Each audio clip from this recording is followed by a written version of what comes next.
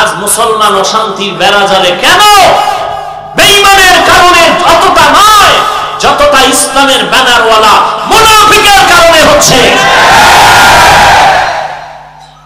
সেখানে গুটি কয়েক নাস্তিক আমার নবীকে গালি দিবে, তার বিচার হবে না। হুঁশিয়ার বেঈমানকে হওয়া দরকার নয়, হুঁশিয়ার আমাকে হতে হবে।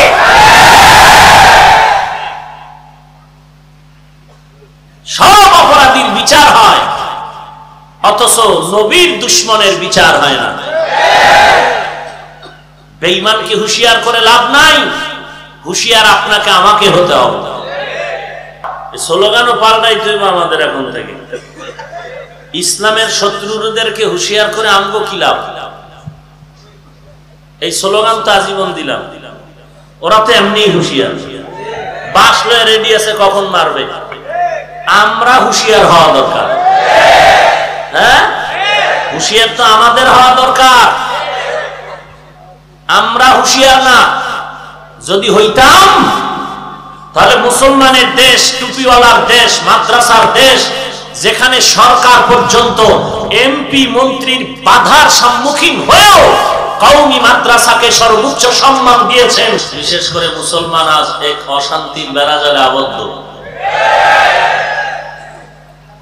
চতুর্দিক থেকে মুসলমানের আর্তনাদ, বুক ফাটা কান্নার আওয়াজ। গোটা দুনিয়ার মুসলমান আজ বেঈমানের হাতে লাঞ্ছিত, অপমানিত, পদদলিত, নিষ্পেষিত, অবহেলিত। কারণ কি? কোথাও শান্তি নাই। ব্যাপারগুলো কোথায়? কি বেঈমানের দোষ, না আমাদেরও কোনো দোষ আছে? এটা তদন্ত করা দরকার। প্রত্যেক এমপি মন্ত্রী সবাই যদি বলেন আমার কি হলো, আমার কোন কারণে নাকি দেশে অরাজকতা সৃষ্টি হলো, আমার কোন কারণে কি মানুষ মরতেছে, আমার কোন দুর্বলতার কারণে কি ঘরে ঘরে আগুন লাগতেছে, আমার কি হলো, আমার কি হলো, আমার দোষ আমি আগে সমাধান করি। যদি আমার কি হলো দোষটা দেখি, এক সপ্তাহে দেশ ঠান্ডা হয়ে যাবে।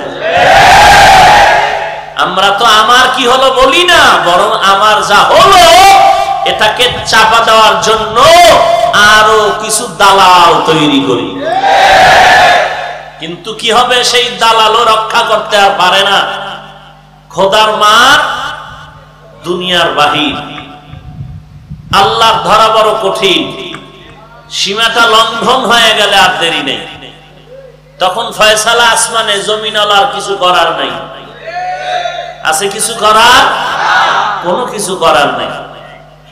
অতএব আমার কোন অপরাধের কারণে এই ঝামেলা সমাজের ভেতরে, পরিবারের মধ্যে, রাষ্ট্রের মধ্যে, গোটা দেশ জুড়ে, গোটা পৃথিবী জুড়ে আমার কি দোষ আছে কিনা আমি একবারও দেখি না। কেন দেখি না? আমি তো নামাজ পড়ি। কি পড়ি? প্রত্যেকের ধর্ম আলাদা, গঠন আলাদা, চলাফেরার সবকিছু লাইন আলাদা। হিন্দুদের ধর্ম আলাদা, কিতাব আলাদা। বৌদ্ধদের ধর্ম আলাদা, কিতাব আলাদা, ধর্ম গুরুও আলাদা। খ্রিস্টানদের ধর্ম আলাদা, কিতাবও। ইহুদির ধর্ম আলাদা, কিতাবও। কিন্তু এরা সব আজ এক হয়েছে মুসলমান আর ইসলামকে বিদায় করার জন্য। আমরা এখানে যত মানুষ বসে আছেন, আওয়ামী লীগ, বিএনপি, যত দল, যত পীরের মুরিদ, চরমনাই, উজানি, বাহাদুরপুর, সারসিনা, দেওয়ানবাগ, রাজারবাগ, কুতুববাগ,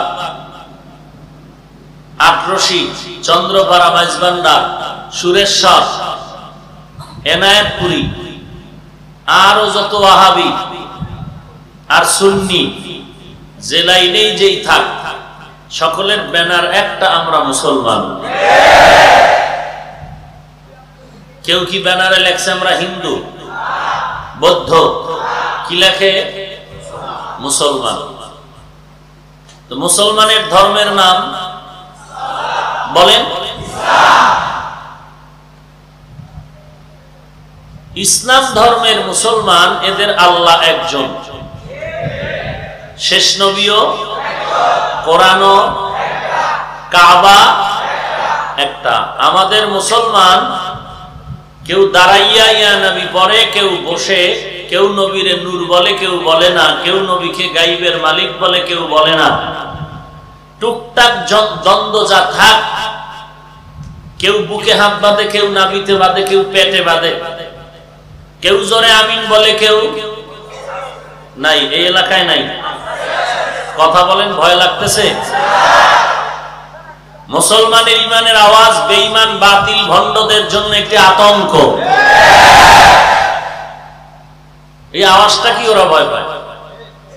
এই আওয়াজ পায় এই জন্য বেঈমানদের ঘুম নষ্ট, এই আওয়াজের কারণে। অমুক মাদ্রাসার প্রিন্সিপালকে আমি 10,000 টাকা দিলাম, 5 বস্তা সিমেন্ট দিলাম, 2 বস্তা চাল দিলাম, ডাল দিলাম, তেল দিলাম, তাহলে আমার আর দোষ কি? আমি যে সুদ খাই এটা কোনো দোষ না, আমার যে দাড়ি নাই এটা কোনো দোষ না, আমি যে পর্দা করি না এটা কোনো দোষ না, আমার মেয়ে যে বেপর্দায় চলে, স্ত্রী বেপর্দায় চলে, এটা দোষ না, আমি যে মিথ্যা বলি মোবাইলে বারবার, এটা দোষ না, আমি দোষ ধরি অন্যের, এটি দোষ না। কি মনে হয়? সুদ খাওয়া তো দোষ না। বোবা হয়ে আছেন কেন? দোষ থাকলে কি কেউ খাইতো? অথচ প্রত্যেক সুদখোর যারা, সব সুদখোরেরা নিজের আপন মায়ের সাথে জিনা করে। আসতে বললেন কেন? কোন বেঈমানের বাচ্চাও তো এই কথাটা মেনে নিতে রাজি না। মায়ের সাথে জিনা, এটা কি সম্ভব? অথচ সুদ যারা খায় তাদের আমলনামায় 24 ঘন্টায় মায়ের সাথে জিনার গুনাহ লেখা হচ্ছে।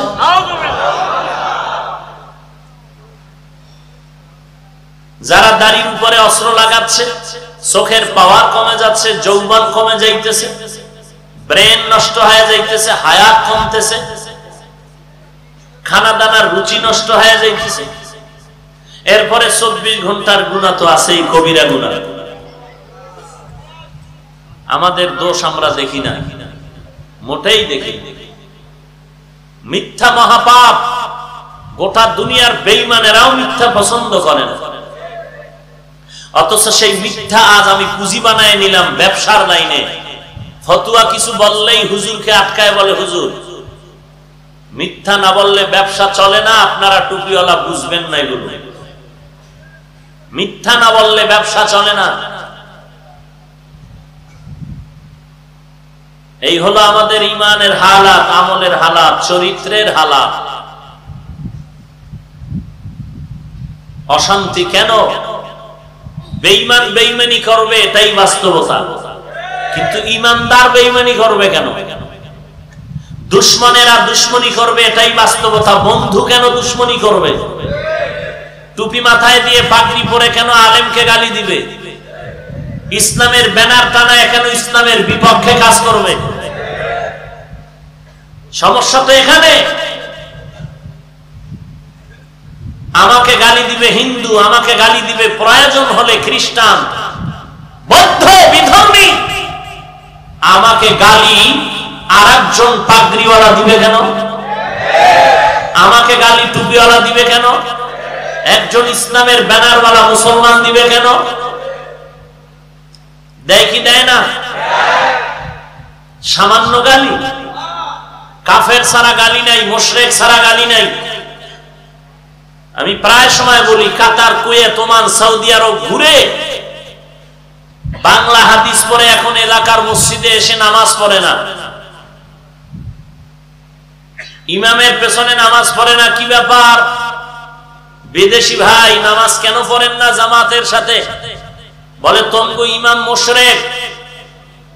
কেন? বলে জোরে আমিন বলে না, বুকের উপরে হাত বাঁধে না। আসেনি এই ঝামেলা? কেউ তুষার দ্বারা মুসলমান।